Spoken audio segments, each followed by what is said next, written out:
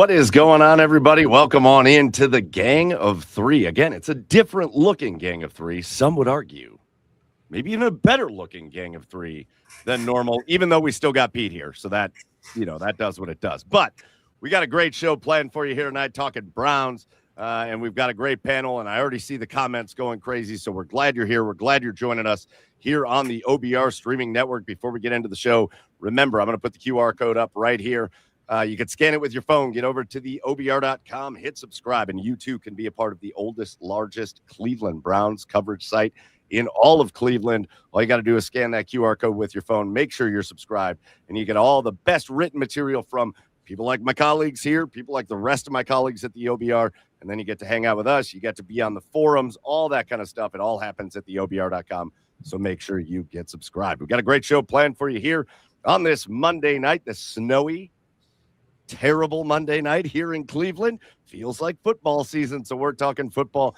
Joining you, replacing, again, we got two replacement hosts here, replacing Barry McBride and our buddy Lane Atkins. I am joining you tonight, Michael Keefe, Joe Mazzullo. First time I've done a show with Joe, so I'm very excited for this. He's joining. And then, as always, we get the rock-solid Pete Smith. Boys, what's going on? You ready to talk a little football? It beats what's going on in Northeast Ohio right now between snow and everybody's nightmare dealing with First Energy. Actually, that's what we were going to talk about. That's all we were talking about. It was that and March Madness. That's the whole point of the show, is that and March Madness. That's what we're doing. Yeah, that's fair. I got to tell you, 5 months ago, I was in South Florida, so these Cleveland winters can pound salt, dude. I'm over it. I'm absolutely over it. No, hey, you think you're over it, but Cleveland winters say, no, the hell you're not. Welcome back in, buddy. Listen, guys, this is going to be a great show. I do want to throw this out there. It's St. Patrick's Day tomorrow, and with me being a Michael Patrick and my son being Patrick Thomas, we are an Irish family. So normally I try to keep the beers to the garage beer side of things, or maybe Mike's draft pours on this side up. But I had to make a little black and tan kind of deal here for St. Patty's Day to enjoy it on the show. So I just didn't want to throw you guys off. All right, guys. There was so much. Pete, you and I were on the show last week, and there was so much to talk about. The Browns really came out hard, fast, and strong, addressing the offensive line.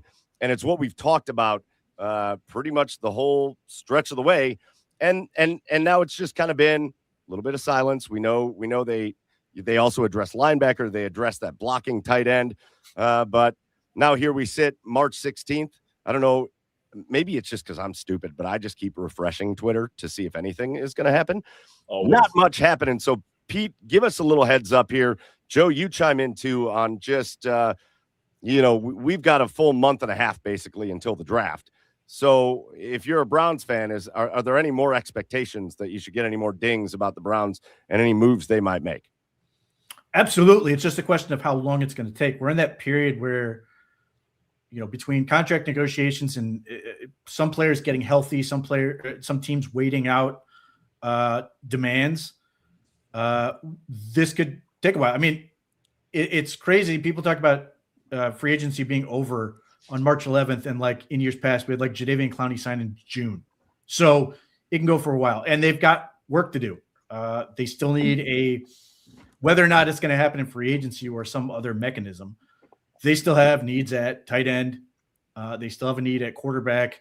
They still have work to do on the offensive line. Depth all over the defense in various forms. It could be coming. And the sweet spot that the Browns sort of find themselves is particularly on the defensive side, is they can just sit here and wait and play for opportunities, because the Browns have a heck of a sales pitch by being able to go, this defense is really, really good. And if you're not getting maybe the deal you wanted somewhere else, come here, play really, really well, go back onto the market next year and cash in and be like, look at Devin Bush. He's getting, $30 million or whatever, hopefully all of it, with the Chicago Bears. You can be the next Devin Bush, or you can be the next, those type of guys. The defensive ends you signed in Atlanta, getting $3 million after, being a nice little role player for the Browns. So the opportunities are great on that side of the ball. Offense is a little bit, doesn't feel great right this second, but there's still time. Well, but Joe, that's, as long time Browns fans here, Joe, that's what we're looking for, right? Like, I think sometimes when guys move on, it's a bummer. You see what Devin Bush did here. Well, to echo what Pete was saying. Yeah, and to echo what Pete was saying, like the defense is set. So anybody stepping into the defense right now is simply stepping into an opportunity. I mean, we have the last 3 years of proof that our defensive line is going to wreak havoc, and the back seven is going to, be able to reap the benefits of that havoc. So Pete's nailed it. Any fringe, whether it's a wave 2 or wave 3 guy that's looking for a defensive opportunity, you're going to have your eyes on Cleveland, whether it's safety, whether it's corner, whether it's a rotational pass rusher now that Cam Thomas is gone. I think the biggest thing about free agency for me, we're not even a week in, man. Wednesday is going to mark the first full week of free agency. We still haven't really seen wave 2. There's going to be wave 3. We didn't have Joe Flacco till, I want to say, April of last year. I feel like they're going to make moves when they present themselves. And you look at the remaining free agents, there's guys there that can make an impact, that can be good players for a good team. So I think the opportunity is going to be there, and it's so early in the process. So let's talk about, guys, something that did happen since last we talked. Pete, we saw the Browns did bring in a little bit of depth on that defense, a player that we didn't have a chance to talk about last week, but Kalia Davis, the defensive tackle from the San Francisco 49ers. Joe, Pete, what do you know about this guy, and what kind of impact can he have if we're talking about one of those guys that can maybe come in and make a name after his play in San Francisco? What do we know about Davis and what he can bring to the Browns? He started all 17 games last year, which was a welcome treat for the 49ers because there were people who were really excited about him. But his issue has been sort of staying healthy. Coming out of college, it dropped him. And then he got hurt a little bit with the 49ers. And then this past season, he sort of got to play a starting opportunity and did well. He's 27. And obviously the natural connection you have is he started for a defensive system that employed Mike Rutenberg. So there's a natural connection to be able to take him right out of the system that Robert Saleh runs and plug him right into the system that Mike Rutenberg runs. I don't want to lose Shelby Harris, but he's going to be 35 in August. So at some point this was going to happen. And maybe this is that sign. If Kalia Davis can come in and what I think he does well, based on what I've watched, he's a pretty good run player, and they need a guy who can do that. He's short, relatively speaking, long arms and squatty, but he's sort of like a bowling ball. Guys sort of collide into him, but he stays up and keeps working. So like they needed that. They needed one of those guys. There were some other guys out there that were interesting that I was sort of keeping my eye on, but like this is what happens when you get a guy like Mike Rutenberg. He's going to get that familiarity and bring in guys that sort of are natural fits. Yeah, and to piggyback off that, Andrew Berry does it every year, and I love that he does it. He raises the floor of a particular position with a veteran at a discount price, and it's a 1-year prove-it deal. And then if the draft brings us a better option, we take it. It's just it's good business. It's smart team building. I do think there's such a theme to the way they're building this team, though, isn't there, guys? I mean, again, they're trying to find players that they think can play. And I think we'll dive in a little bit deeper on what we've learned about some of these guys over the last week, specifically some of the things we're hearing people talk about. I do want to get into it with you guys tonight. Some of the things I'm hearing people talk about with their offensive line signings, but it really does feel like a general theme of, and I think there's always been general themes with Andrew Berry. Versatility has always been a big theme of Andrew Berry. He likes guys that can play multiple different ways, multiple positions. He can move them around a team. His coaches can do that. But it really feels like another word that got added in this year is just availability. They signed a lot of guys that are really good at playing a lot of games. And that doesn't matter if the guys stink, but none of these guys stink. These are guys that have been pretty good players, and they play a lot of games. And you can see it's been a focus of this team, especially with what they've been through the last few years of just devastating injury after devastating injury. They want guys that can come in and play. Well, particularly for the defensive line, or I should defense in general, you're getting to see is sort of, obviously Mike Rutenberg is inheriting a defense that's largely in place, but you're getting to see little fingerprints. He brings in Quincy Williams, who he had a ton of success with and is an absolute trip in terms of the press conference. He brings in Kalia Davis, who, even though Kalia Davis has never played for Mike Rutenberg, he's going to get an honest evaluation because he trusts the guys he was playing for. And then on offense, they I think 3 line spots are settled. We don't necessarily know which 3, other than Titus Howard seems pretty set at right tackle. Zion Johnson can play left or right guard, and Elton Jenkins could be center or one of the guard spots. Those guys, I'm confident, are going to step in and start pending health. Tevin Jenkins is certainly useful, and again, guard versatility can step in and tackle as necessary. I like that signing because when he's healthy, he can play. But I also like it from the standpoint of it doesn't tell me we're finished at this position. We're going to keep looking, and beyond that, if they get the opportunity to sort of look at this and go, if we have a really good opportunity at center, we can take it. If we have a really good opportunity at guard, we can take it. The only position that they need to sort of sort out one way or the other is ultimately going to be left tackle and how they want to play that. But yes, they gave themselves lots of options, which is good. And more importantly, from my standpoint, listening to these guys talk, all 3 of these guys are like, whatever I can do, which given the challenge that the Browns are sort of facing with overhauling this offensive line, I think it's a critical component. You're not having a guy. I mean, Titus Howard is saying he's playing right tackle, which is fine. But like with Houston, he was more than happy to step in and play guard to help them out. So when you're sitting there going, Elton Jenkins is like, I appreciate the fact he's saying, I don't want to play musical chairs. Just give me 5 guys and tell us we're going to line up and we'll get it going is awesome. And by the way, he's also entertaining. Yeah. Yeah, no, I'm honestly, Michael, I'm with you. The availability aspect of most of these guys. I mean, obviously Jenkins is coming off the injury, and that's an issue. And his namesake Tevin Jenkins is the same injury issue, But I mean, again, these are signings that raise the floor of a room, But you look at Zion Johnson, his durability has been fantastic. And same thing with Titus Howard.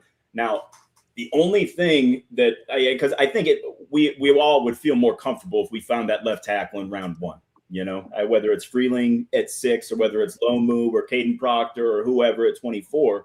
We all want to look to the draft for that, but I would rather sign a guy like whether it's bringing back Cam. Oh my gosh, Robinson, Cam Robinson, bring it back, or getting Joseph Noteboom. Either one of those guys. I don't want to have DeJuan Jones penciled in at left tackle. I don't think that's good business for this football team. I can't rely on him to stay healthy for anything. If he makes it as the 4th swing lineman, great. But I don't want to be, an injury away from getting to my 4th tackle because DeJuan Jones can't stay healthy, and we know he can't stay healthy. Well, I think it's interesting. I think, it's a good point to kind of pause and just have a discussion here, guys, because I think DeJuan Jones has shown his flashes of, oh my gosh, this guy is pretty good. Like, he has had his moments of, wow, like he probably should have been drafted before he was, but then he's also had the injury issues, and he's had the issues when healthy of looking not so great. And that'll happen with a guy that gets picked in the 5th round. Having said that, I wonder what it says, and you guys tell me your thoughts, but I wonder what it says about the philosophy moving into the end of April and the draft. And, again, all eyes continue to be on. We have this staunch Browns viewership fandom that says you got to get that left tackle first, or with their first pick or in the 1st round or whatever. But I wonder what it says about their philosophy if they were to go out and get a guy like Noteboom, or I saw it here in the comments. Hold on, I can't even read the name. Taylor Decker. Yeah, okay. No, I know that name. I can read that name, Joe. I'm good with phonics, Joe. I'm just trying to read this name. There's a lot of letters in there. But said I'd like to see the Browns make a play for Taylor Decker, a guy like that. Where maybe it says like, hey, we're going to maybe try to find an offensive lineman here, but it may not be one of those first picks. I feel like if they go in and say, hey, listen, we feel like DeJuan Jones has shown us some good things. We can't, I don't think they're ever going to come out and say we can rely on him to be healthy, but he's shown us some good things. Maybe that shows you, okay, well, then we know what you're doing with one of those 1st round picks. Because I feel like if they go in and they get a guy like Noteboom, or they get a guy like Taylor Decker, not to say you wouldn't take a guy in the 1st round, but man, does it open up everything else that you could possibly do. Which is how they should operate. They should operate. I agree. They should operate from what's the best play for the football team in general, as opposed to we've got to go into the draft because we don't have this. And on some level, that's true. I mean, I'm making that argument consistently when it comes to taking a wide receiver early because they don't have that top guy. But still, I want them to have the flexibility to be able to do what they want because that paid dividends last year. To be able to just say, hey, we're just going to take really good football players. The guys that are on top of their board. Great. So, I would like them, that this is part of the thing. If it's Joe Noteboom, if it's Cam Robinson, if it's something, this may be part of the thing where like, one of these guys may be not super excited about OTAs or isn't quite, where he wants to be health-wise or whatever, or is just weighing his options and saying, listen, I'm not going to get the deal I want. So why am I in a hurry to sign? So I have to go to do all this extra work. This is sort of the stuff you get into, or, the other element where it's like a guy like Martin Emerson Jr. Mm-hmm. Martin Emerson Jr. is probably waiting to get healthier before he makes a play because, I've seen some of the videos that he posted. He's certainly making progress. I don't think he looks good. Obviously I think in a couple months he's going to look a hell of a lot better. And it makes sense for him to sort of like, hey, I'm going to wait, get fully healthy, and then make my decision on where I want to go. And the other part of that is somebody gets hurt, somewhere else, then maybe he gets a little bit of a better offer. So yes, I desperately want the Browns to be in a situation where they can go into the draft and go, we just want to get the best players we feel for a football team. Yes, we're all going to sit here, understandably, as we did last year, and go, get ready for a whole lot of offense, and then watch them pick Mason Graham and Quinshon, and then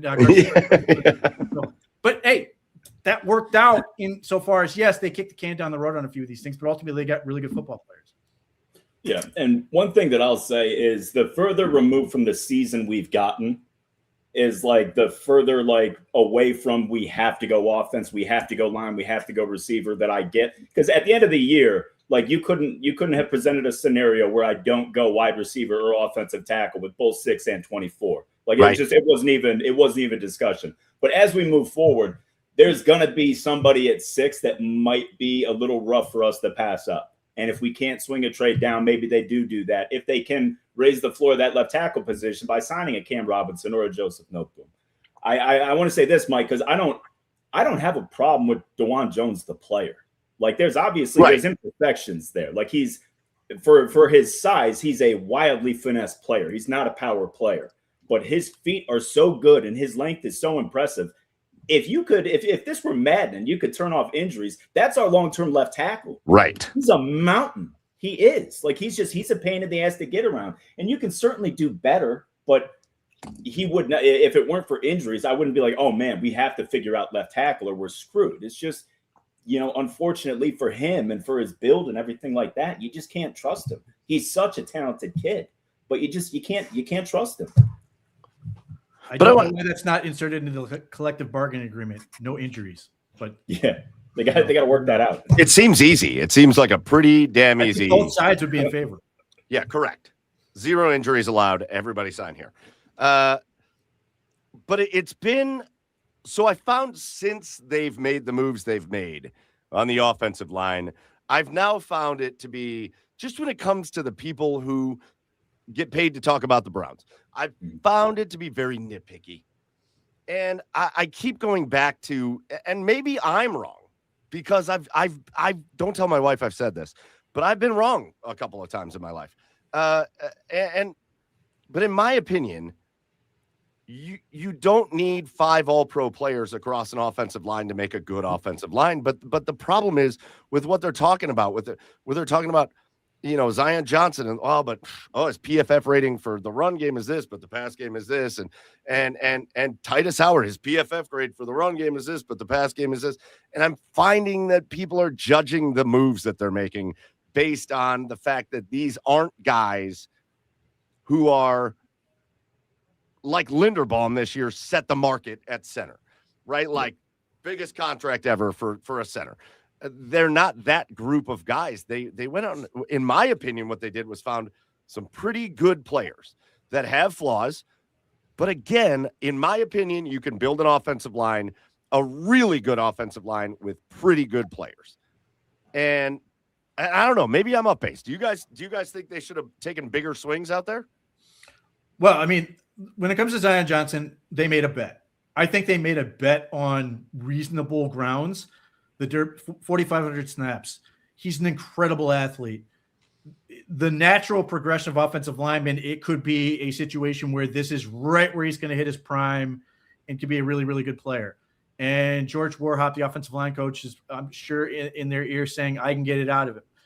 That's all great. I understand it, but it is fair to call it aspirational. I Sure. think that's absolutely the right way to describe it. So there's a risk. The other ones, easy choices to me. You got ahead of the whole free agent period in general by getting Tytus Howard, and you gave up a pick that you got for Kenny Pickett. Seems great to me. Yep.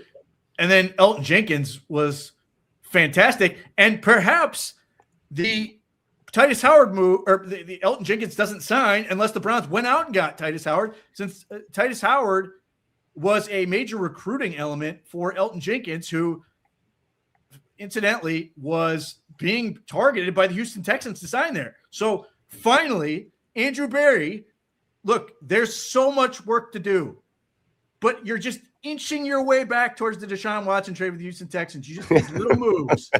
Just 30 more years of these little trades, and we're going to get back there. But to like, that stuff matters, to get a guy in Tytus Howard who says, hey, Elton, come play with us. This is a great situation. George Warhop's great.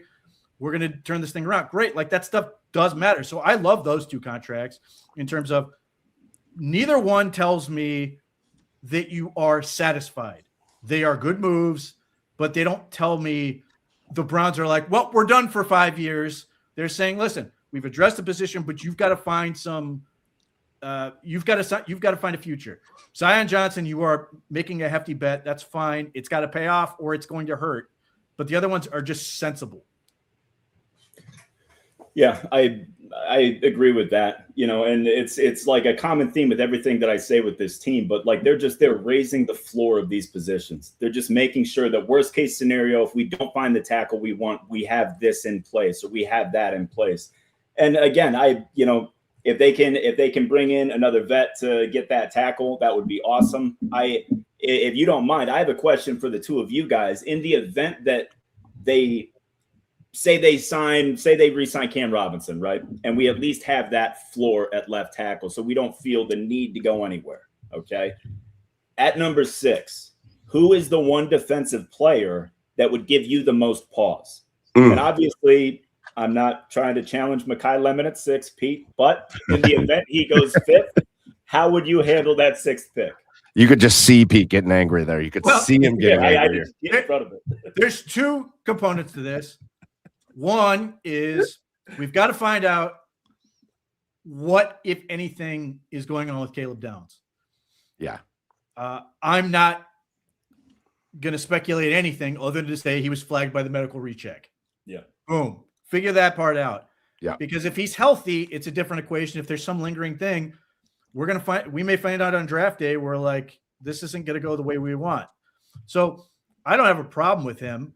David Bailey would be my ultimate answer because he's the purest hash rusher element.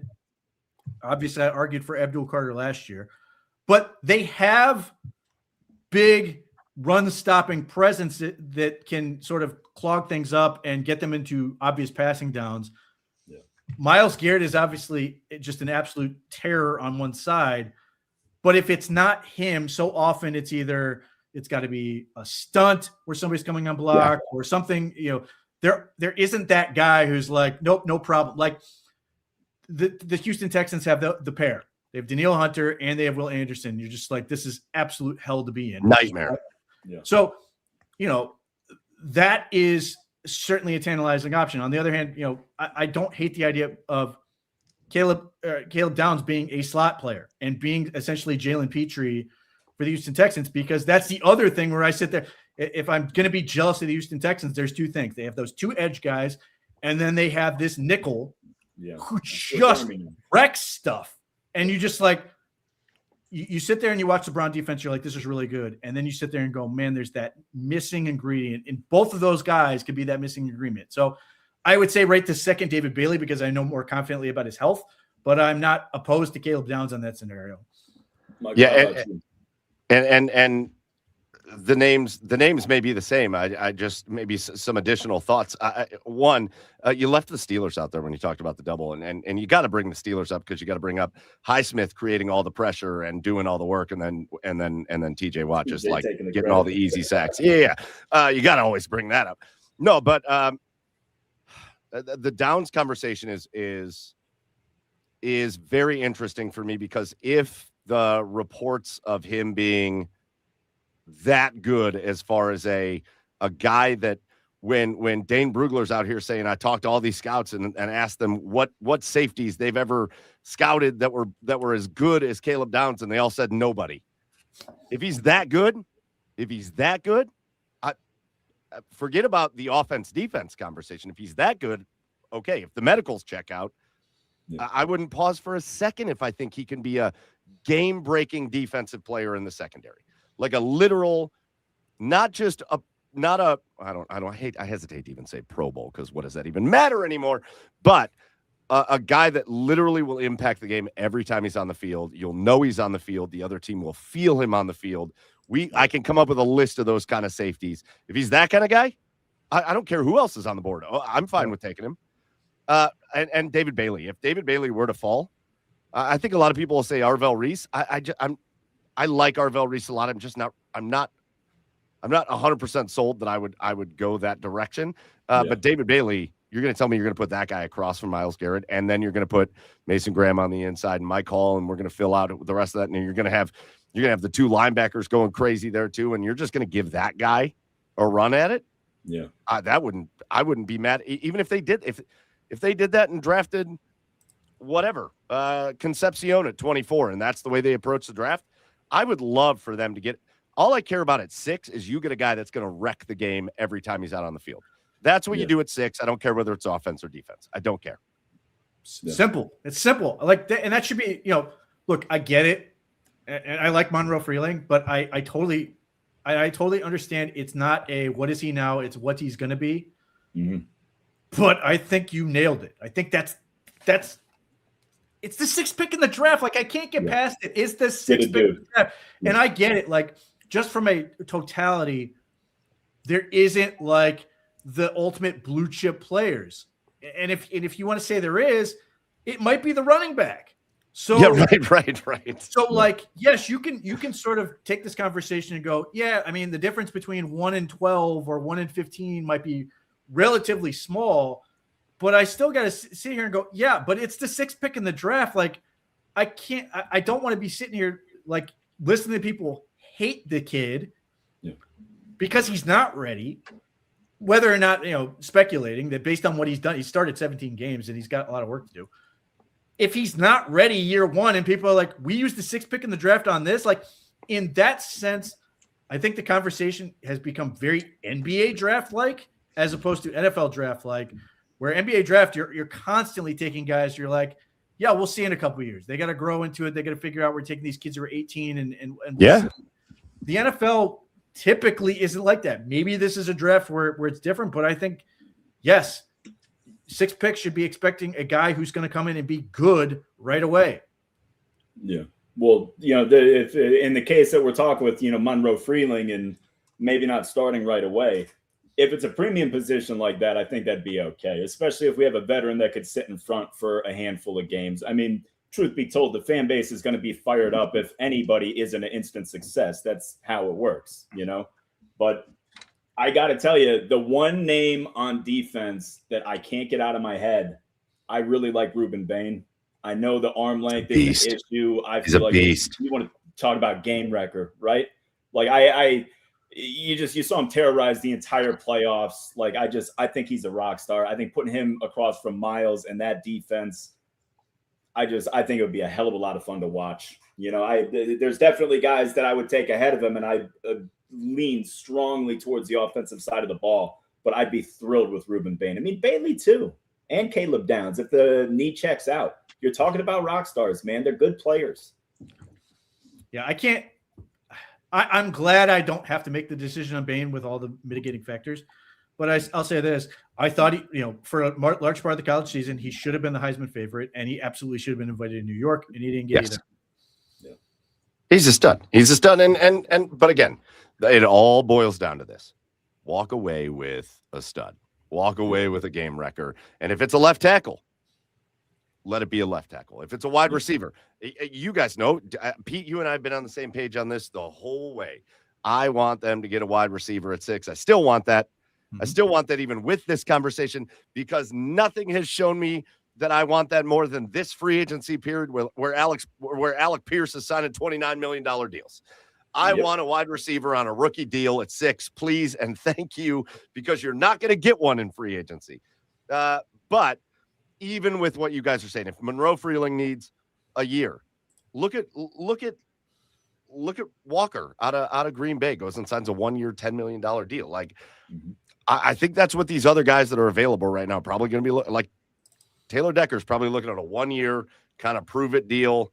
Like, I can't imagine Walker he was like the best of that bunch. He was the creme de la creme for this free agent class. And he went and signed a 1-year, $10 million deal. You might be able to get one of these other guys for something like that, and then you let Freeling step in. So, again, I said this when the Browns finished the season the way that they did. I like that and then Dante Moore made his decision, and the quarterback thing really fell off the planet. I like that the Browns were in a position at 6 we don't have to talk about quarterbacks. We could just talk about get one of these stud players and not focus on that position. Then that kind of worked itself out anyways. But I just still think they're in such a great spot to add a game-wrecking player. And then you got 24 to add another player that can just impact you right away, and 39 to impact you right away. The Browns are in a great spot in this draft. And if Andrew Berry shows you what he showed you last year, I think Browns fans should be excited. I think they should be excited. Yeah, it just, again, by virtue of putting themselves into do best player available, if that's where they can get to, they can just play the board. And that's it. That could involve trades, that could involve, either moving back. I know everybody's focused on moving back from 6. We'll see if a market is really there, but I could see 24 being moved either direction. I could see them moving up from 39 or down from 39. They just get to sort of play it how they want, and they can go and get, a handful of players they really, really like to sort of try to upgrade this thing, as opposed to, they've got 9 picks at this point. If they basically, the Sam Penix deal where they get rid of all their late round picks, draft a whole bunch of guys earlier. They got 7 picks in the 5 rounds last year, and then did really well. Not like they didn't get a star out of undrafted free agency like you'd like to see them do, but they got guys that are contributing. Yeah, would not shock me at all if they can do the same thing and repeat that success. I still think Aiden Huntington might be a star. I still think he could be a star. Yes, but I mean, TJ Edwards was an undrafted free agent for the Eagles and then was a starting middle linebacker in the Super Bowl.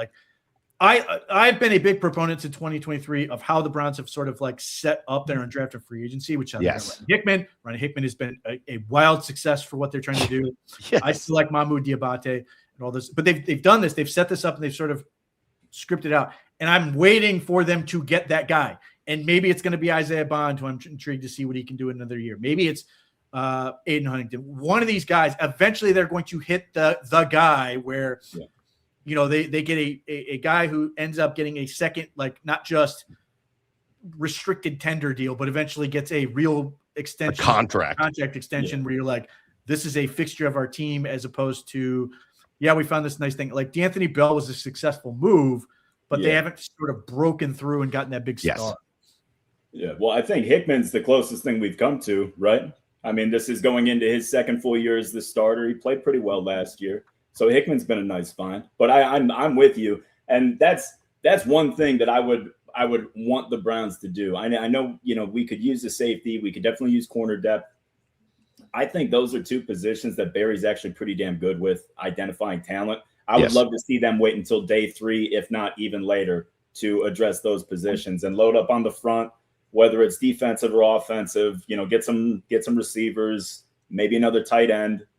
I would say D'Angelo Pons is probably the one guy that if he fell to 39 would really give me pause, just because I love how feisty he is. I love the attitude he would bring to the defense. But I have a hard time taking corner early, personally, just with the way the rules are set up for them to fail anyway. I just give it day 3 and give me a pass rush. I think I think there's just the differentiator between like the I know this guy's going to be a game breaking cornerback. Yeah. I would take Denzel Ward the same spot they took him when they took him. He's been that good over his career.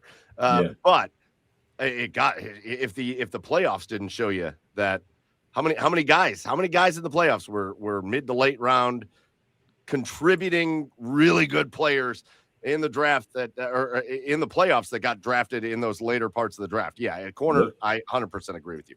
I will say, Pete, I want to get to this comment because you kind of brought it up and you hinted at it, and it came real early in the show here from Fumble. Actually, it came while the timer was on.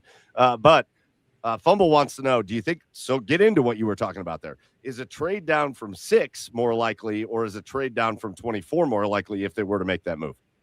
Nothing would make me happier than being able to trade down and still get either Carnell Tate or Mekhi Lemon. Obviously, you know which way I go. I'd be thrilled. What concerns me and what has concerned me the entire way is I don't know who teams are trading up to get from that spot. 1, and then 2, I don't know who is going to give up picks, because potentially if you're doing this, you were trying to get picks for 2027. I don't know who's giving up picks in 2027 to do that. Right. Teams like there are already teams that are hoarding picks for 2027 right now because everybody wants to be in that draft. But that's where I get a little worried. Meanwhile, 24, you can maybe you come away with a late round 2027, but really you're probably adding or subtracting something from this year to maneuver one way or the other. So right this second, I think it's more likely that they would move from 24. So let's say for the sake of argument, they take a receiver. And then, Monroe Freeland goes to Detroit, for example. And then all of a sudden the Browns are like, I don't know if Caleb Lomu's going to make it. Maybe they flip up a couple picks and go get him as one way. Or maybe Monroe Freeland falls far enough. They're like, let's go. It's time to go get him. Or the opposite, where somebody loses their damn mind and says, there's a speedy pass rusher with wild character concerns, and we're going to give you our first-round pick next year to move up and get him. Then you have that option. I like the fact that they can sort of play that game. But, as we sit here right this second, I would not be shocked at all if the Browns sort of get guys at 6-24, and then there's somebody that fell just a little bit further from 39, and I don't know if they'll necessarily trade up into the first round again, but move up from 39 to go get a guy. Well, and doesn't it seem like the 24th pick, there's less involved in that deal, right? If you want to move up into the top 10, it's going to cost you a pretty penny. I can see teams being a little more reluctant to move up into the back end of the first rather than moving up into the top 10. It's just the price isn't going to be nearly as steep. And I'm with Pete. We've been talking about it. Nobody's moving off 2027 first round picks. It's like Browns fans like to talk about it like we're the only ones that know the quarterbacks next year are going to be awesome. Everybody's holding on to those picks. Everybody sees the Dylan Stewarts, the Jeremiah Smiths. It is ridiculous. Yeah. It's Dylan Stewart. It's Travis Gooseby. It's the Colin Simmons from Texas. It's the 35 wide receivers that are getting all kinds of hype. We'll see if they all pan out.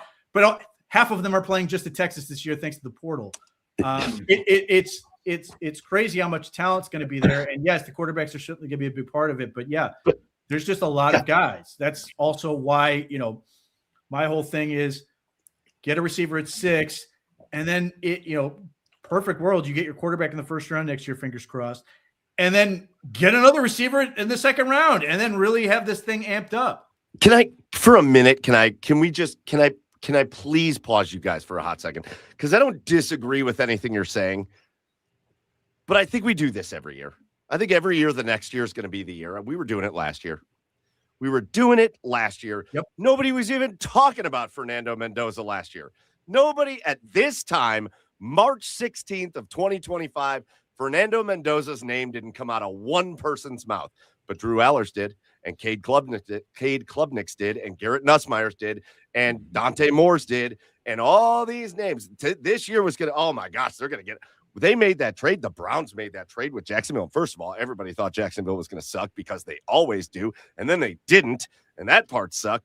But everybody was talking, oh my God, they'll get Klubnik, they'll get Nussmeier, they'll get Drew Aller coming home, baby. Drew Aller might be coming home, but it's going to be in the 5th round. We're doing this now, And all of these names that we're talking about, all these teams that are so focused on stockpiling for next year or whatever, it's always been one of my least favorite ways to do it, because then there's a whole ass college football season that has to get played. It's a whole football season that has to get played, and injuries happen, and guys change their mind about things, and character concerns come out. So, like, great for whatever happens next year, but you got your shot this year to get 2 first-round draft picks. You got your shot this year to get 3 top 40 picks. You've got your shot this year to add tremendous talent to this team. And whatever happens next year happens. And if you got to find a quarterback next year, you got to find a quarterback. You'll figure it out. I feel like we do it every year. Am I wrong? Am I wrong with this? No. Well, I mean, I agree with you. The difference is I'm not interested in tanking, which is where a lot of people are at, which is let's just go ahead and lose because it's going to be so good. I expect it's going to be good, but I think the Browns should do everything they can to win as many games as possible for Todd Monken's sake, if nothing else. I don't know that he has the grace that he can afford to just throw away his season. So I think that's part of it. But, like, I do think, quarterbacks are always tricky. And yes, that the bottom does fall out of some of these things. And some of that is just because guys stayed in school, like Dante Moore. The position players typically – this far ahead of time, like I don't think we're worried that Jeremiah Smith is going to fall. No, I don't think we're terribly worried that a guy like Trevor Gooseby is going to suddenly fall apart. So like that, but so that part still exists, even if somehow you get the you get the Simpsons softball episode of calamity for the variety of quarterbacks that are coming out. Like, yeah, I guess that could happen, but I still think the position players are so good that there are going to be teams that are sort of lining up to make sure they are in contention to get those guys. Yeah, for me, and Pete likes to bust my chops about this. I'm a Shedeur guy. I like Shedeur Sanders, and this franchise has gone into seasons with a positive buzz around it, with worse prospects as the unquestioned starter. Charlie Fry in 2006, Colt McCoy in 2011. Like, they've done it. They've gone into seasons with unproven third-round picks that were undersized and under-talented, and we're like, yeah, they showed enough last year. Let's see what they can do. I think this team's in a pretty decent spot in that respect. There's no answer outside of Fernando Mendoza and in free agency, Malik Willis. If you weren't getting one of those guys, you're taking a pretty big risk on whatever quarterback you're bringing in this offseason. Give me Shedeur on a 5th-round pick contract, build up the rest of the team around him, and see what he can do. Worst case scenario, we're in position next year. Best case scenario, we got a 5th-round pick as our franchise guy moving forward. It's going to give us 2 years of funny money. All day, man. All day. I don't see the issue with it. The only thing I'm worried about this season is, God damn it, don't let Deshaun get on the field. That's the only thing I don't want to see. That's it. Yeah, I mean, to the extent that, let's put it this way. If it's Shedeur or draft pick from this class, I'd rather go with Shedeur. I don't want to use another draft pick. And the Browns could certainly do it, and I'll have to just deal with it. But, like, I really, really don't want them to use a pick in the first 4 rounds on a quarterback. Like, I'm sitting there looking at position players going, these are guys that can either help Shedeur in this case or Jameis Winston, or they help the guy in the future, but I don't want to just take another arm. Now, granted, I get it, and I've made the argument. Take swings, but, like, given the amount of things that the Browns are trying to do in terms of the roster, and again, the offensive line is sort of where I point. Yes, they got Titus Howard. They've got Elton Jenkins. They got Tevin Jenkins.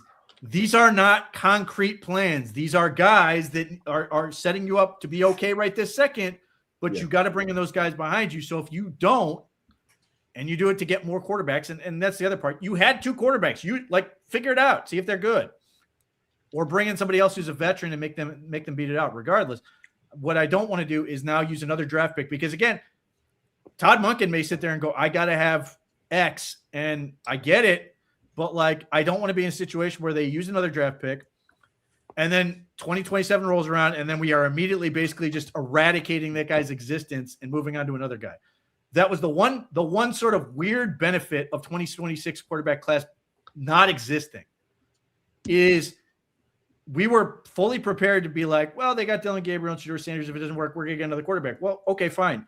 But now they get a second season to try to prove that they are better than what was always going to be a really difficult, tough shake for them to prove enough in the rookie year to be like, yeah, I'm a real quarterback. Well, and this leads into, I want to get, obviously as people comment, I want to shout them out. And this is Denny Diamonds that says, there's no way we run it back with the worst QB room in the league, is there? And Pete, you and I talked about it a little bit, and then I went maybe a little bit haywire with it on Garage Beers almost immediately after, just a couple days after. But in my opinion, guys, you guys chime in, but like, yes, 100% yes. I think they can run it back. Pete, I know you've been an advocate of them signing certain guys that then went and signed elsewhere, and that's fine. But like, in the end, now, here's where we're at right now. Unless you think Ty Simpson is a franchise quarterback, which I don't know, some people do. And he did show some things before he didn't show some things. Yeah. Or unless you're going to go long ball, again, I think Drew Aller in the 4th or 5th rounds, which would be fine with me. If you're going to get one of those, fine. Otherwise, who else are you bringing into this? And please don't say Mac Jones, because the asking price is way more than anybody should ever want to give up for Mac Jones. Yep. Who else are you bringing in? For me, guys, my money, do it. I would rather have them just name Shedeur the starter now. Go ahead and name him the starter now. Go into offseason with him as the starter. Dylan Gabriel can be a backup. Deshaun Watson can go drive a Ferrari around Italy for a while. That's fine. Roll into it with that. If it is a disaster, you're going to be in a great spot to get your quarterback next year. And if not, if it's great, then it's great. There's no other good option here. You are not going to find some random diamond in the rough player. Well, personally, I still would rather have Jameis. But the other guy I will throw out this name, and people will hate it. But I think it's a scam. The Browns can continue to run the league again. Sign Joe Flacco. And if he stinks, trade him again. This should be a thing the Browns just do every year. Just sign Joe Flacco. He doesn't need reps. We've proven he doesn't need reps. And then when things go sideways, you just trade him to some team and he gets stuff for him. Like, it's great. And then the best part is that you get one benefit. Joe Flacco is a really good veteran. Guys sung his praises last year as an option in the quarterback room. Two, if he's good, if he plays well, let's say you get you get an offensive line that works reasonably well, and you get another receiver. You've seen him throw the ball all over the park. Third, you trade. If it doesn't work, you trade him for something. You get something. And fourth, Tony Grossi now gets to call this the third worst trade in franchise history when they make that move. These are all great things for this. I think there's a world where the Browns can continue to scam this thing with Joe Flacco. Hey, it's not Stefanski this time. Now it's Todd Monken who's like, yep, love it. Yeah, so I'm going to kindly disagree with that, Pete. Kindly. I love me some Joe Flacco, but I've seen that episode enough at this point. But I'm with Michael. I would legitimately name Shedeur the starter and just move forward that way. This is in no way cementing his position on the job for the foreseeable future. It's just saying, I don't need to see you beat Deshaun Watson in a competition. I don't need to see you beat Dylan Gabriel in a competition. I want to see you with all the reps with the first team, and I want to see what you can do and what you can become. It's really that simple. And to Michael's point, who are we going to bring in that at best, these guys are a Band-Aid on a shotgun wound? Just let Shedeur play. See what he's got, man. That's it. But that is Pete. I love you, buddy. But although Jameis, I agree with. I would trade Jameis Winston yesterday in a heartbeat. No, thank you. I'm out. Not to be the starter, just to be in the room. Okay. What are you going to get? What do you get from Jameis? The thing Jimmy Haslam said he wanted from this season. Fun. I get fun. But what he would be fun. He's got a good relationship with Shedeur, and I think he would be huge for Jerry Jeudy. I don't rule it out. Jimmy Haslam saying, I want to have fun. I want to have fun offense this year. It would be fun. The very second Shedeur Sanders looks like he's not a franchise quarterback, it's going to be, Jameis has got to get in there and everybody play Jameis. I don't know what you're learning about. I don't know what you're doing to advance the future of your team with Jameis Winston. Isaiah, shut up with Joe Flacco. Oh my God. No, I want to know. I am more okay at the end of this year going, do we have a quarterback on this roster or not? Because Jameis ain't going to be around for any amount of years, and Joe Flacco is going to run an accounting firm in 2 years. Like, and I love these guys, but let me see what we got. Let me see if there's a thing. I don't have to, you don't have to be either I think Shedeur Sanders is the future of this franchise or I think he sucks. You can be somewhere in the middle of that group. Yeah, let's see what he does. Somewhere in the middle. But here's the biggest crime they could commit. If go ahead, Pete. Sorry. The interesting element to this thing is if Jameis Winston is sitting under contract, he's just there. So you can go into OTAs and be like, Shedeur, show me what you got. And if they come away going, okay, I like what I saw from this guy, and they can proceed. If they go out and go, if Todd Monken basically comes out and goes, wow, this guy sucks, they can still pull the trigger. Fair. And do that. 100%. Now, that may still be an option with Joe Flacco. I'm not sure. I assume he's going to sign somewhere before that. But that's the weird, interesting thing with guys who are under contract. If it's James, if it's Jacoby, if it's whatever, like the benefit of being able to go to OTAs and be like, I want to see what this guy can do. You get to start working with this guy, get a sense of it, and be like, maybe Todd Monken comes out and goes, I think we can make this work. Or he's like, nope, give me somebody better. Give me Jameis. Yeah, no, I could see that. 100%. I feel like if you get to the end of this season and you still have questions with what Shedeur Sanders is, you failed. You absolutely failed. And I'm not saying that this season is going to encapsulate exactly what his career is going to be, but you're at least going to be able to tell whether or not this kid has the goods to at least keep improving and keep being the steward of this offense. And now listen, I'm going to get to another comment here because all this is leading into something that I keep hearing over and over again. And this was a comment from a little while ago. But again, anybody that knows me knows Myles Garrett's going to be one of my favorite players. I am an Aggie. I support him from college to the pros and all that. But I saw this comment from Charlie Chuck, and we got to put an end to this kind of stuff. If they suck again, Myles Garrett's going to be extremely pissed for what it's worth. He's had enough. And to that, I say, guys, good. He should be pissed. They should all be pissed. It does not mean that I'm going to run my franchise in a certain way. If they're not good, they should all be mad. Part of me, I keep seeing this over and over again with like the players that are actually good on this team. Oh, well, if you do this or that, these guys, I think we got to get over our Browns like PTSD. Everybody wants to leave all the time fandom. I know Myles did his trade request or whatever, but he's locked into a contract. And he should be pissed. If they're bad again, he should be pissed, and he should do everything he can do to try to recruit players and make this team better. That should be the deal. Like it all leads to this. Yeah. Can I just say about Myles real quick and sorry to interrupt, Pete. And don't get me wrong, I can understand the frustration that comes with playing for a losing franchise and just never being in the playoffs and never getting that, that plateau or that ability to showcase your talents worldwide like he would want. Like, I get all that. But this is a franchise that has made him the highest paid edge player twice so far.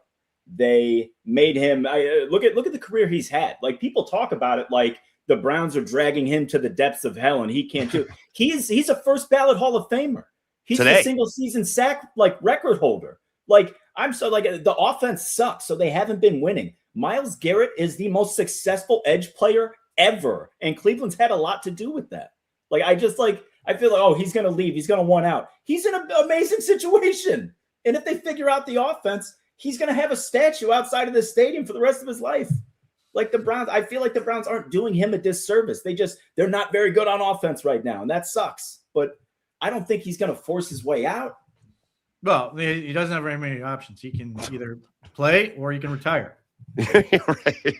But having said that, I sympathize. I think it sucks that the Browns aren't as good as they should be. Obviously, the Deshaun Watson trade and everything that has done what it's done.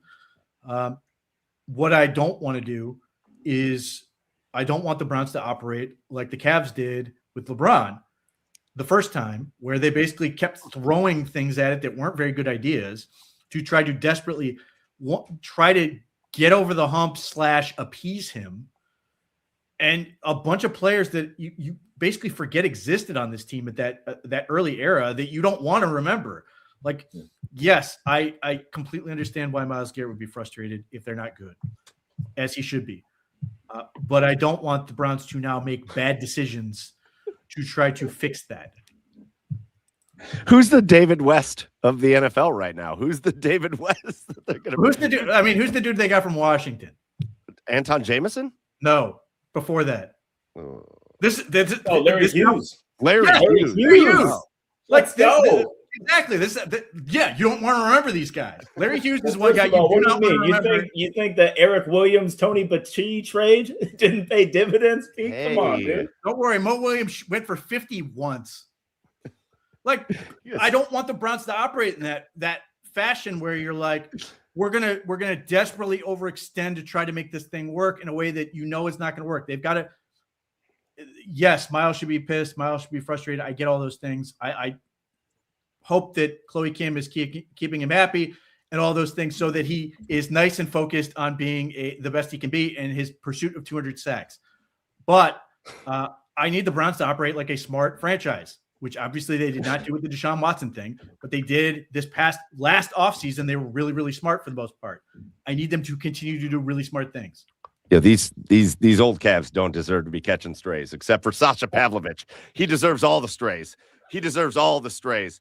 All right, guys, as we get ready to wind up the show here on Gang of Three, Pete, Joe, and again, you guys have been awesome in the comments. You brought up some great topics for us to talk about. But you guys, what are some things we didn't hit on in this show that you feel like are the big topics for the Cleveland Browns right now over the next couple of weeks? We didn't hit on this. I guess I should have brought this up. I'm going to answer my own question. Hey, welcome to that. I'm good at this. Jerome Ford, no longer a Cleveland Brown. They let him walk. So let's have a quick conversation on the running back room. Obviously, we know Quinshon, Dylan Sampson, and Rocket Sanders showed some things last year. Do we think there's a shot? I mean, obviously, they're going to have to add some names to that room, but do we think we go into the year next year with those three guys being primary guys for the Cleveland Browns? Yes, they absolutely could. Obviously, Quinshon South's going to determine everything, but if they block and they have space, I think Dylan Sampson is going to be really good. And I'm very curious to see what Sanders can do. I really liked him for the draft last year. They got him as a waiver claim. And then when he played behind garbage blocking, he was still pretty good. Yeah, he was good. Like as a short yardage back. So I'm certainly not opposed to the idea of getting better running back play, unless it's Jeremiah Love, which is insane. But I'm not opposed to that group. I'm not upset to see that Zion Johnson is all about Quinshon Judkins either. Yeah, no, I'm with Pete. That is a very affordable running back room that honestly I think is the envy for a decent amount of the league. There's a lot of talent in that room, and Rocket Sanders as your third back, and he offers each guy has something different, right? I mean, obviously Quinshon's Quinshon. He's a rock star, but Sampson's the big play guy. Sanders can get, he's a power back. He can get behind his pads and make yardage like we saw last year when there's absolutely no blocking, So yeah, I'm all about it. Maybe an undrafted guy or two just for a camp body, but those three are pretty strong if you ask me. It's just going to be John Kelly, and we all know it. That's what we know going into the preseason. It's going to be John Kelly. It's like the longest tenured Brown. It's amazing. Right. All right, guys. Anything else that we missed before we get out of here for this episode? Just the pre-draft visit stuff's going on, and I think people need to pay attention to what's happening there. R. Mason Thomas. That's the one. Yeah, he's really good. I understand why that could be a thing even at 24. I think they're praying it would be 39 or move up, but they're also apparently going to have the Toledo tight end or Toledo safety in. Yeah. So yeah, I mean, it was brought up as far as visits go, and I went back and checked last year. Shedeur, Harold Fannin, Mason Graham, Quinshon Judkins all brought in for visits. The only two of those first 3 round picks that weren't Carson Schwessinger and Dylan Gabriel. There you go. All right, so we'll pay attention to that for sure. Joe? Yeah, and just a heads up for tomorrow, the Pete and Joe show that we've got going for you. It's going to be a whole lot of Cornell Tapers, Makai Lemon. So be ready for a battle, Peter. Be ready for a battle. That's fine. I'm for it, especially now that I got to see Quincy Williams' press conference. I shouldn't have to hear anything else about press conferences. I like this. I'm tuning in tomorrow. I'm hoping it's going to be like Celebrity Deathmatch style. Tate versus Lemon out there, old school MTV. You guys make sure you tune in. Joe and Pete are going to be around tomorrow for Pete and Joe tomorrow night, 7 p.m.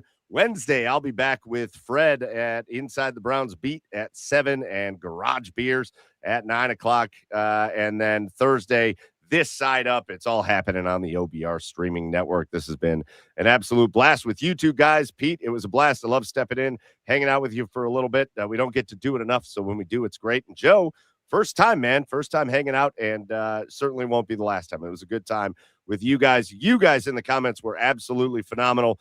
Big time. Bringing up a lot of great topics for us to discuss and talking between yourselves. You guys were great. Sometimes I get lost following what you guys are doing. So you guys are amazing.